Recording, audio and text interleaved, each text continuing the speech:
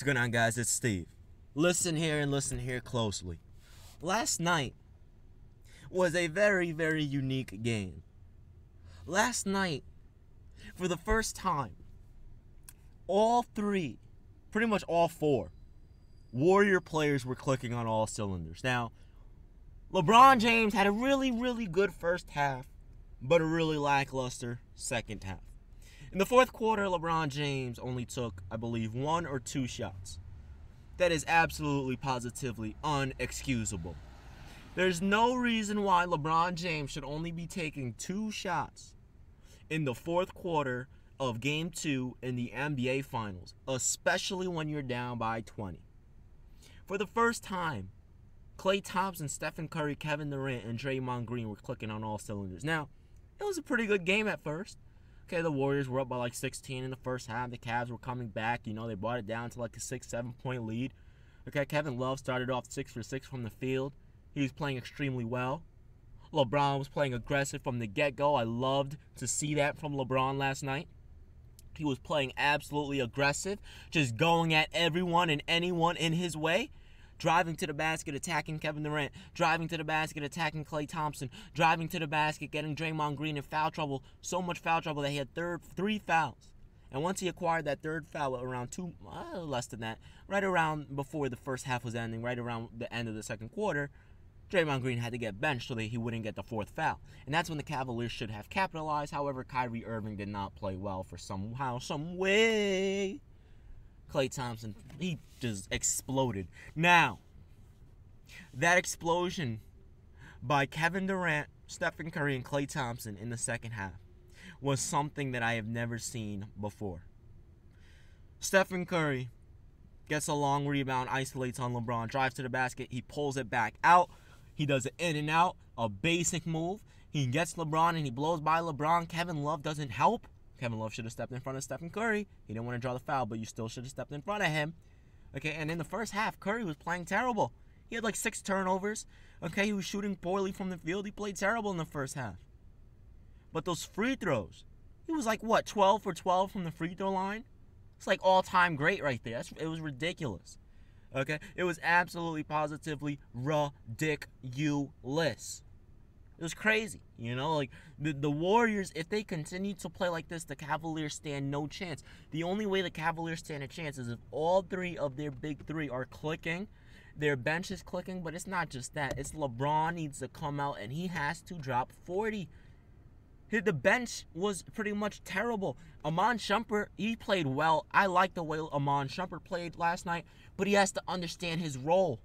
Iman Shumpert needs to understand his role. He's not a scorer. So all of those stupid shots, whether it's a wide open corner 3, obviously you take that. You're there to take those open shots. But I don't want to see you attacking, pulling up from the free throw line. I don't want to see you trying to drive to the basket. It's smart that you're trying to play aggressive on the offensive end, but I don't want you to do that. Know your role. Spread the floor, okay? Move without the ball. Try to create space, set some picks, off-ball screens, and just play your defense. You were there to help LeBron so LeBron can rest while you were guarding Kevin Durant.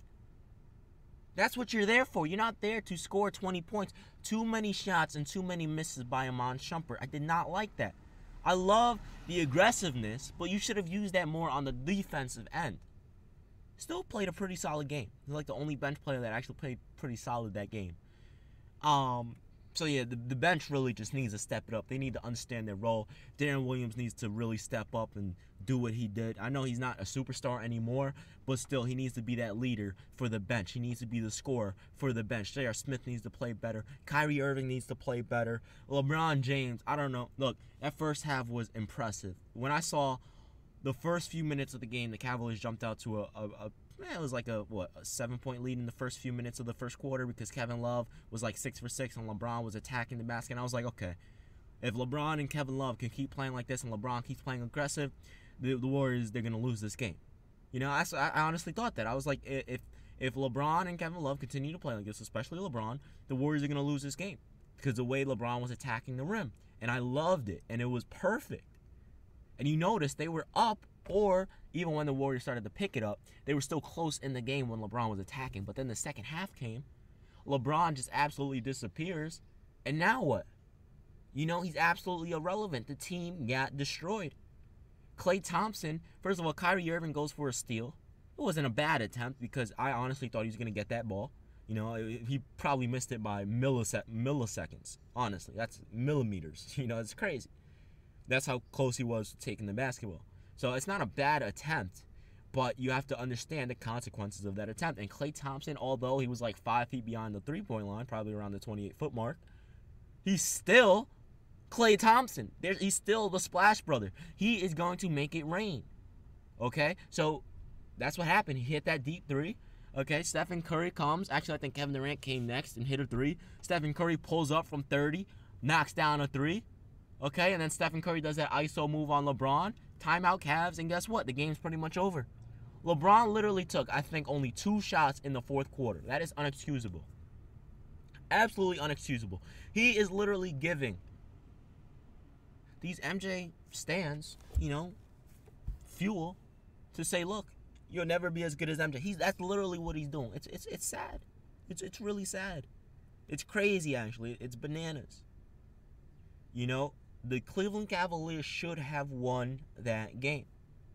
But lazy defense. Again, they came out hot and good. But then they started playing lazy.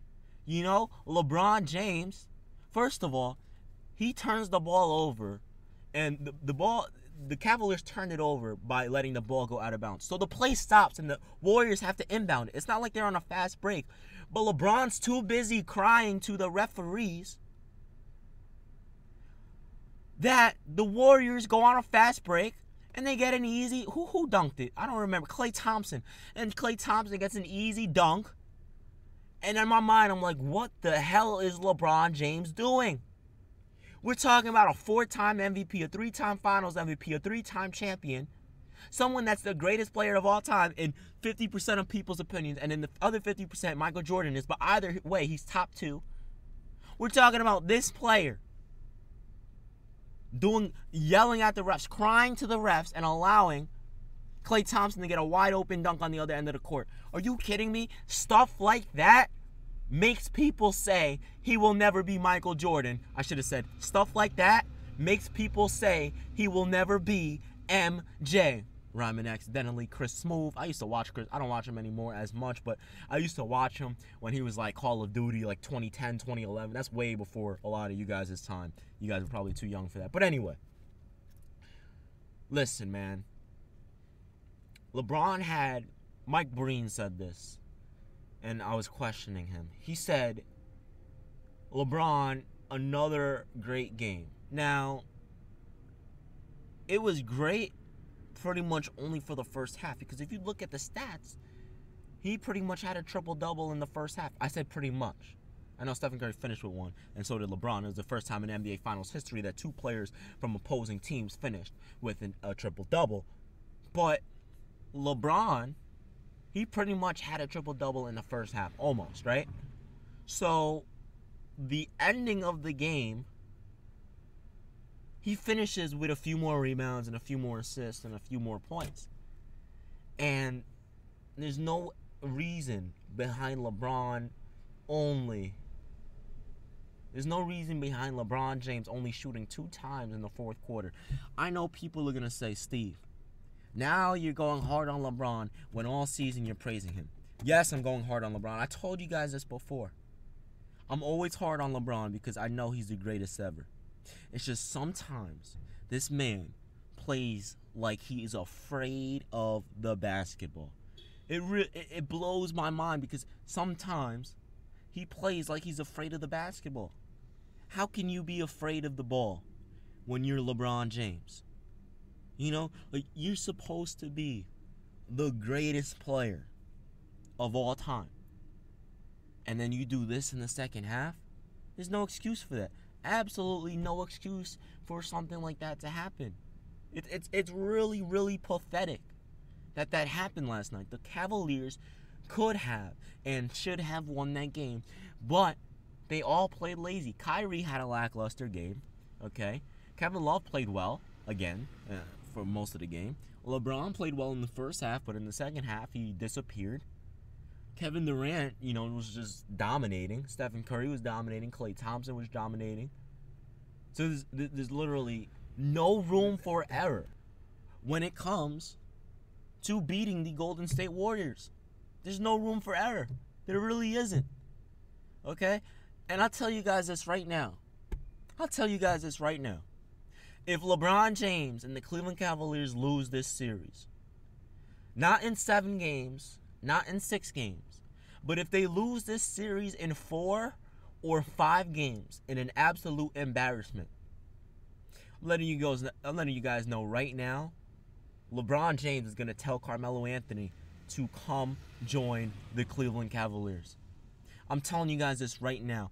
If the Cavaliers lose embarrassingly in 4 or 5 games, LeBron James is going to tell Melo, get your butt over here. I don't know if it's going to be Kevin Love. I don't know if it's going to be Tristan Thompson. It ain't going to be Kyrie. We already know that. Even though Kevin Love is playing better than Kyrie so far these first 2 games, it ain't going to be Kyrie. I don't know who it's going to be, but somehow, some way, LeBron's going to get Melo to come to the Bay. Not the Bay. Cleveland. I just tried to make it rhyme. Anyway, guys, it's been your man, Steve. I'm out of here. Peace.